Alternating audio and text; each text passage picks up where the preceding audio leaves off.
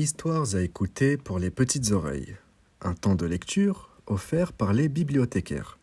Aujourd'hui, le fils de Nasreddin, un conte d'Orient. Le fils de Nasreddin avait 13 ans. Il ne se croyait pas beau. Il était même tellement complexé qu'il refusait de sortir de la maison.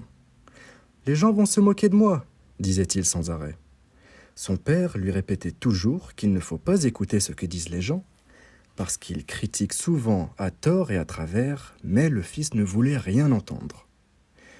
Nasreddin dit alors à son fils, « Demain, tu viendras avec moi au marché. » Fort tôt le matin, ils quittèrent la maison. Nasreddin Hodja s'installa sur le dos de l'âne et son fils marcha à côté de lui. À l'entrée de la place du marché, des hommes étaient assis à bavarder. À la vue de Nasreddin et de son fils, ils lâchèrent la bride à leur langue. « Regardez cet homme, il n'a aucune pitié. Il est bien reposé sur le dos de son âne et il laisse son pauvre fils marcher à pied. Pourtant, il a déjà bien profité de la vie. Il pourrait laisser la place aux plus jeunes. » Nasreddin dit à son fils, « As-tu bien entendu? Demain, tu viendras avec moi au marché. » Le deuxième jour, Nasreddin et son fils firent le contraire de ce qu'ils avaient fait la veille. Le fils monta sur le dos de l'âne et Nasreddin marcha à côté de lui. À l'entrée de la place, les mêmes hommes étaient là. Ils s'écrièrent à la vue de Nasreddin et de son fils. « Regardez cet enfant, il n'a aucune éducation, aucune politesse. Il est tranquille sur le dos de l'âne, alors que son père, le pauvre vieux, est obligé de marcher à pied. » Nasreddin dit à son fils, « As-tu bien entendu? Demain, tu viendras avec moi au marché. » Le troisième jour, Nasreddin Hodja et son fils sortirent de la maison à pied en tirant l'âne derrière eux, et c'est ainsi qu'ils arrivèrent sur la place. Les hommes se moquèrent d'eux.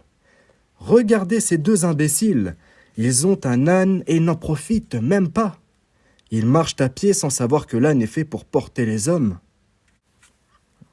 Nasreddin dit à son fils, « As-tu bien entendu? Demain, tu viendras avec moi au marché. » Le quatrième jour, lorsque Nasreddin et son fils quittèrent la maison, ils étaient tous les deux juchés sur le dos de l'âne. À l'entrée de la place, les hommes laissèrent éclater leur indignation.